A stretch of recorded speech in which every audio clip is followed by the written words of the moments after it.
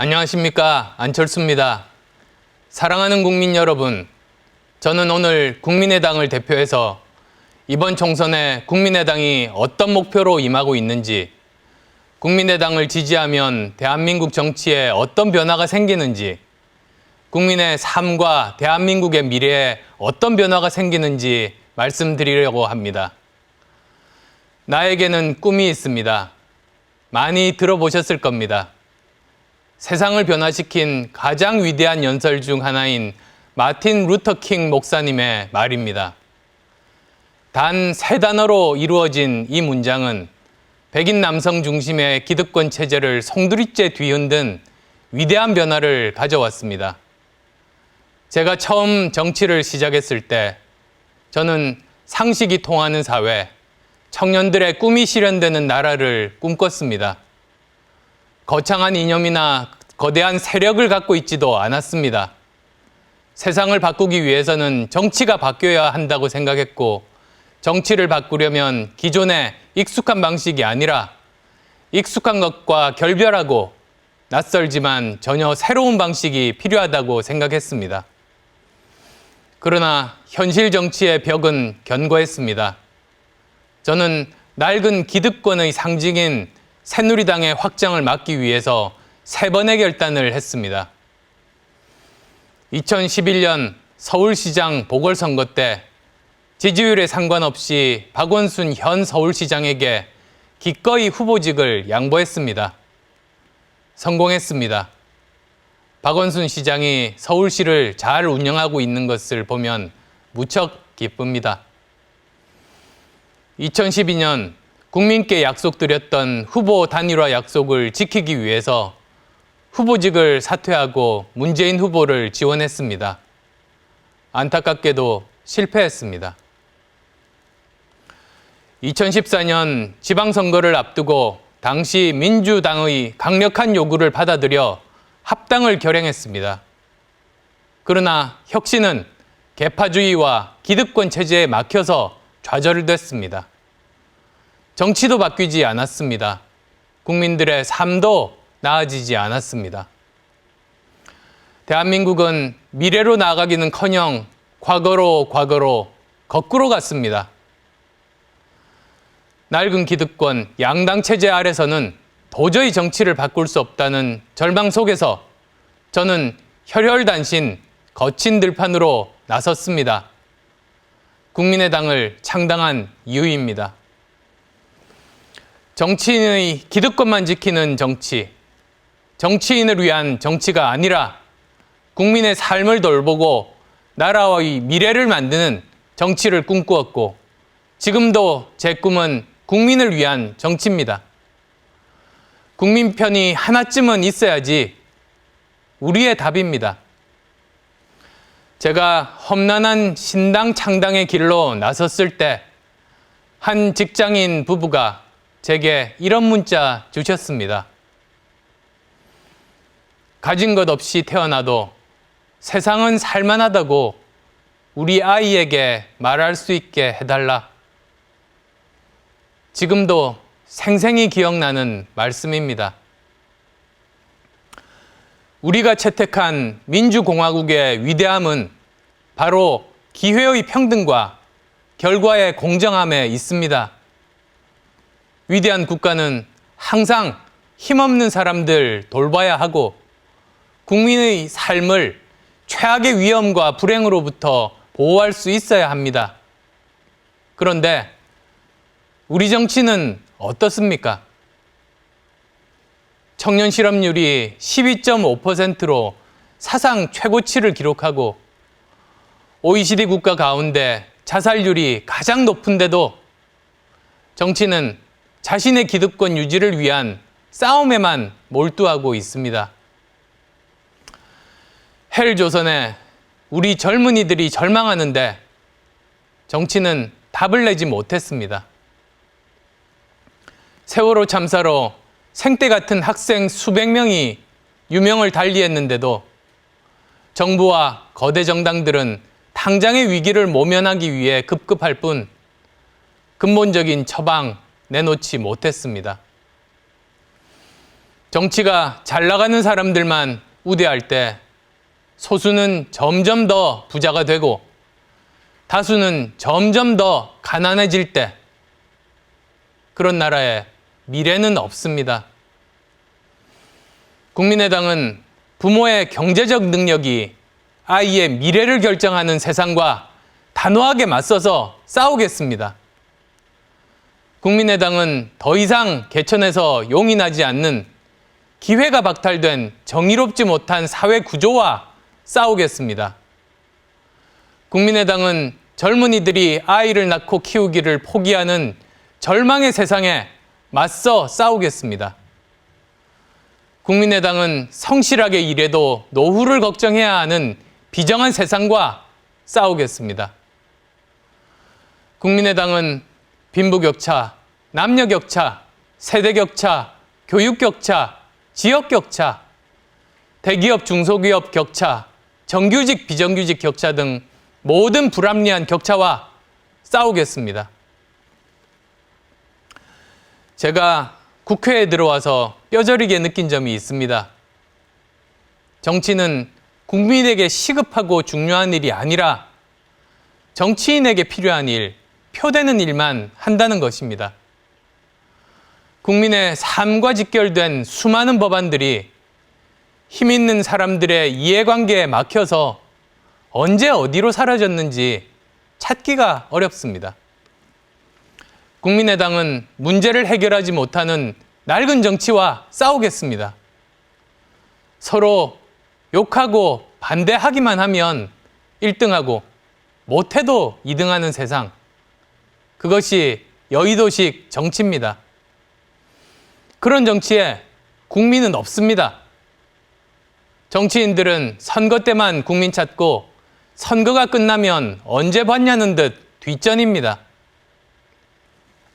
저희 국민의당이 국민소환제, 국민발안제 등 국민이 늘 정치인들을 감시하고 평가하는 제도를 당헌에 도입한 이유입니다.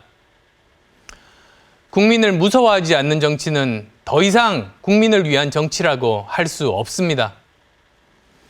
1번과 2번에겐 너무 많은 기회가 있었습니다. 그대로 멈추면 미래는 없습니다. 지난 10년간 한국 정치, 헌법 1조 1항에서 한 발자국도 전진하지 못하고 있습니다.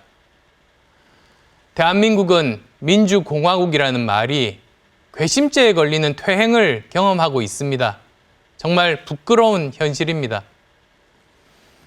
증세 없는 복지는 허구라는 너무나 상식적인 이야기가 하기 어려운 세상이 되었습니다. 정치가 전쟁이 되었습니다. 그것도 특정 정치인들의 권력 욕을 채우기 위한 전쟁이 되었습니다. 이대로 더 가서는 안 됩니다. 대한민국의 미래를 위해서, 우리 아이들의 미래를 위해서, 한반도의 평화로운 미래를 위해서 우리는 새로운 선택을 해야 합니다. 이번 선거, 낡은 것과 새로운 것, 과거와 미래의 대결입니다. 국민 여러분, 지금 낡은 정치의 판을 깨야 합니다. 판을 바꿔야 정치가 새로워질 수 있습니다.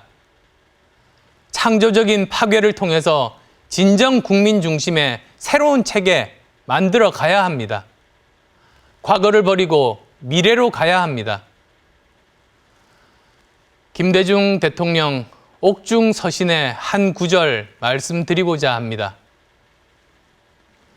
용기만이 공포와 유혹과 나태를 물리칠 수 있다.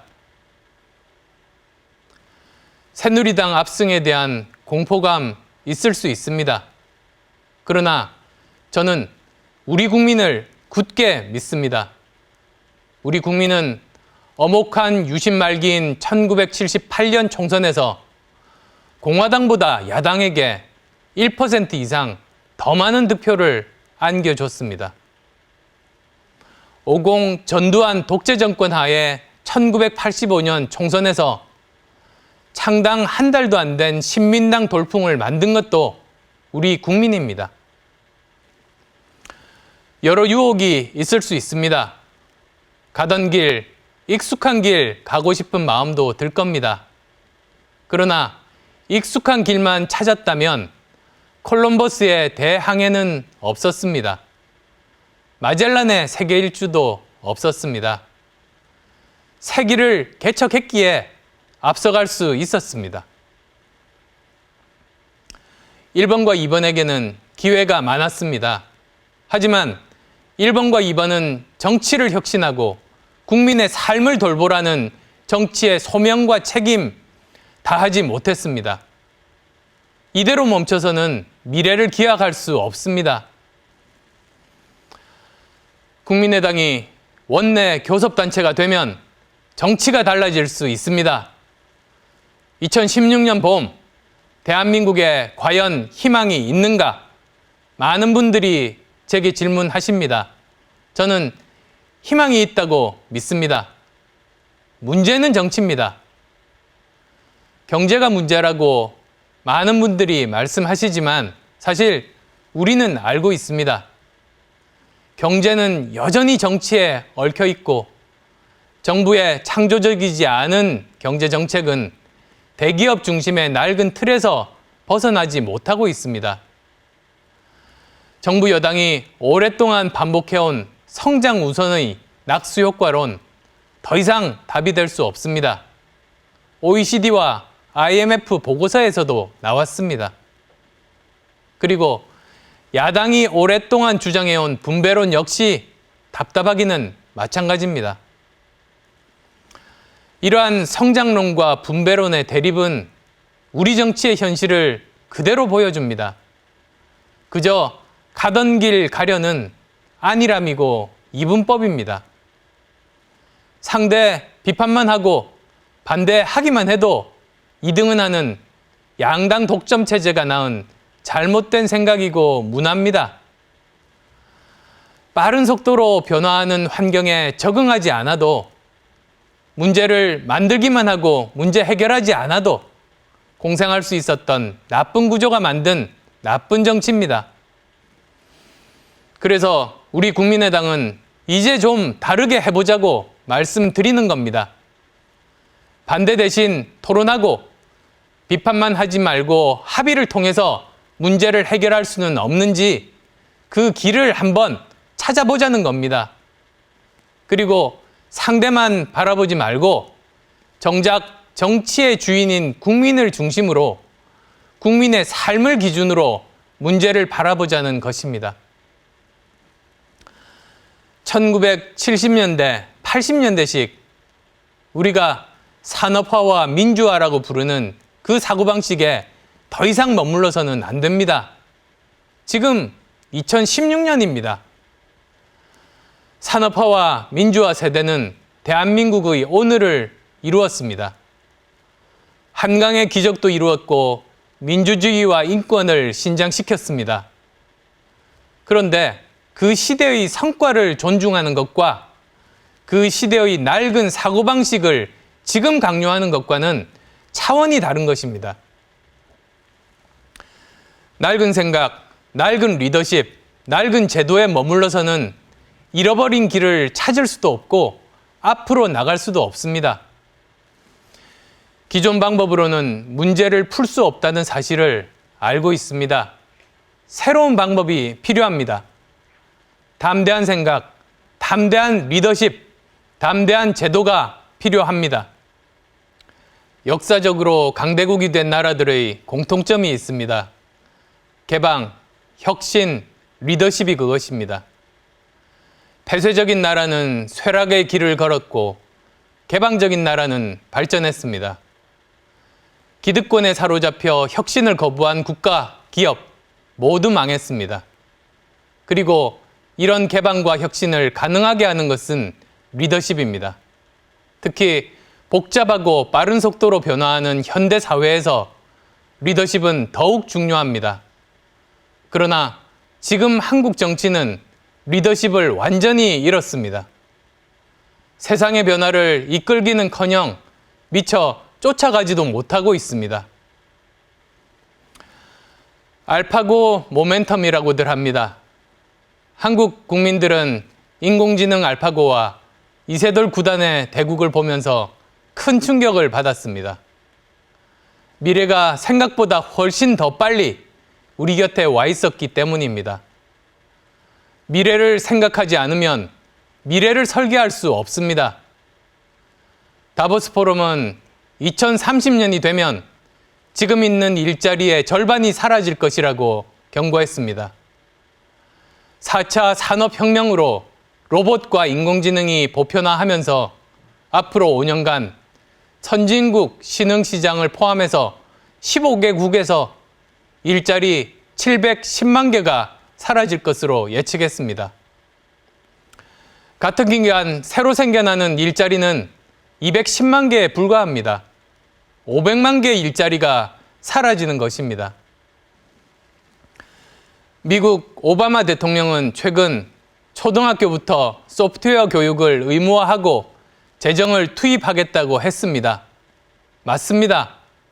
지금 자라나는 아이들에게 소프트웨어를 가르칠 때입니다.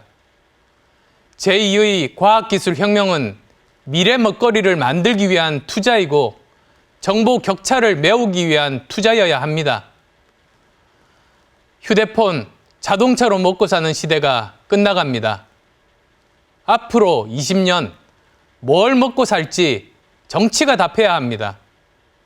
더 늦으면 기회가 없을 겁니다. 우리 국민의당은 열심히 땀 흘려 일하는 국민 편에서 답을 찾겠습니다. 더 늦기 전에 미래 일자리 쇼크와 글로벌 저성장 시대에 대비해야 합니다. 국민의당은 20대 국회에 미래 일자리 위원회를 만들 것을 제안합니다. 빠르면 빠를수록 좋습니다. 4차 산업혁명 시대를 맞이하기 위한 제2의 과학기술혁명, 교육혁명, 창업혁명을 일으켜야 합니다. 인공지능, 로봇, 사물인터넷, 무인자동차, 3D 프린팅, 나노기술, 바이오테크 같은 기술이 세상을 혁명적으로 바꿀 겁니다. 이런 기술혁명을 선도하는 국가와 기업이 세계를 지배할 겁니다. 국민의당은 기술, 교육, 산업자원, 노동, 창업 등 각 분야를 포괄하는 미래 일자리 위원회에서 앞으로 10년 동안 매년 1년 예산의 1%인 약 4조 원가량을 미래를 위해서, 자라나는 아이들을 위해서 추가로 투자할 것을 제안합니다. 미래를 위한 투자에 여야가 따로 있을 수 없습니다. 국민의 삶과 국가의 운명이 걸린 일입니다. 미래에 대한 불확실성을 없애는 가장 좋은 방법은 미래를 준비하는 겁니다. 이번 선거가 특별히 우리에게 중요한 이유입니다. 이미 우리 곁에 와 있는 미래를 준비하기 위해서는 혁명적인 발상의 전환, 완전히 새로운 시도가 필요합니다. 이번 총선은 과거를 버리고 미래로 가는 선거입니다. 낡은 것을 버리고 새로운 길에 도전하는 선거입니다. 1번과 2번을 버리고 3번을 선택하는 선거입니다. 국민 여러분, 미래를 위한 선택 해주시기 바랍니다. 감사합니다.